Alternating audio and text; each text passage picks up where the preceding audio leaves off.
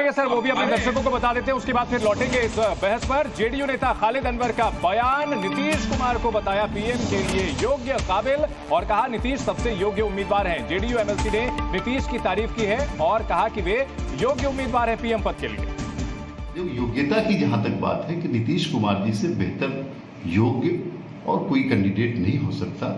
उन्होंने जब वो कृषि मंत्री थे भारत सरकार में, जो कृषि रोड मैप तैयार किया, आज भी भारत उसी रोड मैप पे चल रहा है। जब वो रेलवे मिनिस्टर थे, जो उन्होंने काम किया, आज भी सब लोग याद करते हैं कि जो उन्होंने काम किया है। बिहार जैसे स्टेट को पिछले 18 सालों में उन्होंने जिस तरह से बुलंदी पे पहुंचाया और तरक्की दी, ये सबके सामने है। तो नतीजों के बाद प्रियंका गांधी यूपी के परिणाम को लेकर बेहद खुश दिखी। वहीं अमेठी से हार के बाद स्मृति ईरानी ने कहा कि हार का विश्लेषण होगा। जनता का आभार व्यक्त करने का दिन है, जो जीते उनको बधाई देने का दिन है। संगठन का स्वभाव है विश्लेषण करने का, वो संगठन अपनी ओर से विश्लेषण करेगा। बहुत खुशी। क्या कहना चाहेंगे यूपी की जनता को, क्या कहना चाहेंगे मैम? मैं अपनी यूपी की जनता को ये कहना चाहूंगी कि उन्होंने बहुत ही विवेक दिखाया और मुझे सबसे ज्यादा गर्व अपने यूपी पे है। और इस वक्त की बड़ी खबर आ रही है, बिहार में बड़ी हलचल। नीतीश कुमार से मिलने के लिए पहुंचे हैं चिराग पासवान। बड़ी खबर, नीतीश कुमार जो कि इस बार बिहार के लोकसभा चुनाव में शानदार उनका प्रदर्शन रहा है और एनडीए के दूसरे घटक दल के नेता चिराग पासवान उनसे मिलने के लिए पहुंचे। दिलचस्प बात यह है कि चिराग पासवान और नीतीश कुमार के बीच अतीत में सब कुछ ठीक नहीं रहा है। नीतीश कुमार जब एनडीए से बाहर हुए थे तो इसकी एक बड़ी वजह चिराग पासवान को उन्होंने बताया था, लेकिन जब दोबारा वापस लौटे हैं तो दोनों के बीच संबंधों में सुधार हुआ है। और इस वक्त अब जब नीतीश कुमार से मिलने के लिए पहुंचे हैं चिराग पासवान, तो देखना होगा कि बातचीत में क्या एजेंडे में होगा। हालांकि कहा यही जाएगा कि राजनीतिक शिष्टाचार है, ये शिष्टाचार के तहत मुलाकात हो रही है। और आज ही तेजस्वी यादव और नीतीश कुमार पटना से दिल्ली आ रहे हैं, दोनों एक साथ आ रहे हैं, एक ही फ्लाइट में दोनों आ रहे हैं और एक एनडीए की बैठक में शामिल होने आ रहे हैं, तो एक इंडिया गठबंधन की बैठक में तस्वीरें भी आ रही हैं, मुलाकात वाली तस्वीरें भी आ रही हैं।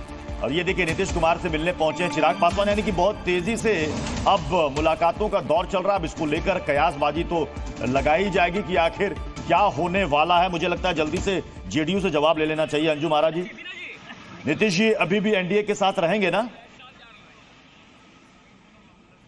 जी रहेंगे क्या?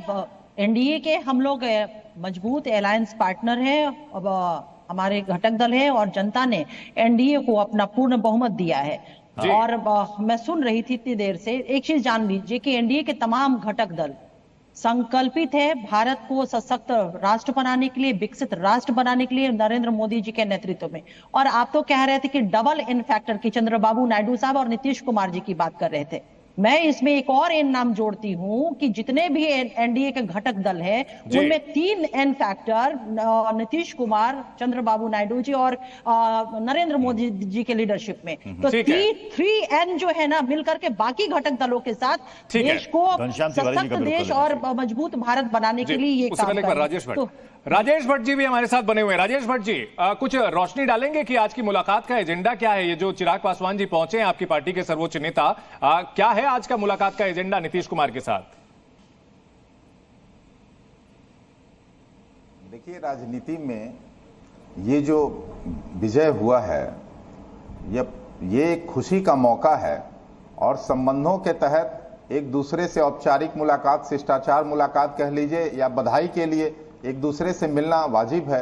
और यह मुलाकात को कोई राजनीतिक रंग देना, राजनीतिक चश्मे से देखना, मैं समझता हूं बिल्कुल नहीं, खैर ये अच्छी चीज है, ये अच्छी चीज है। हमने कहा ना, ये शिष्टाचार मुलाकात है। घनश्याम तिवारी जी, अब देखिए जेडीयू कह रही है हम कहीं नहीं जाएंगे, एलजेपी भी कहीं नहीं जाएगी, चंद्रबाबू नायडू भी कहीं नहीं जाएंगे, बने रहेंगे। तो फिर ऐसी सूरत में घनश्याम तिवारी जी, इंडिया गठबंधन की सरकार कैसे बनेगी? संजय राउत ने तो बड़ा दावा कर दिया, तीसरी बार पीएम नहीं बनने जा रहे हैं मोदी।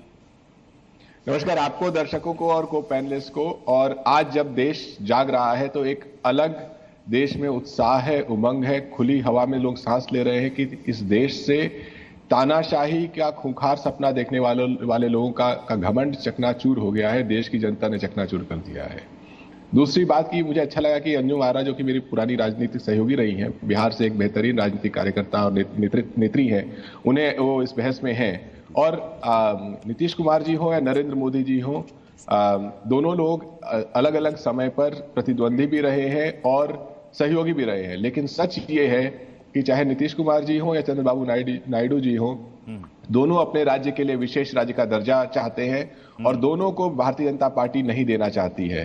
दोनों के अपने अपने राज्यों की मांगे हैं और उन दोनों को ऐसा लगता है कि यदि वो लोग एक ऐसी सरकार में रहेंगे जो कि तानाशाही नहीं यानी आप कह रहे हैं कि ये सरकार देश के लिए आप ये कह रहे हैं कि ये दोनों एनडीए छोड़ करके इंडिया अलायंस की तरफ आ सकते हैं। रितु चौधरी जी, मुझे जयराम रमेश का वो बयान याद आ रहा है, 30 तारीख का ही उनका बयान था, जिसमें वो ये कह रहे थे कि एनडीए और इंडिया में आई का फर्क है, आई फॉर इंसानियत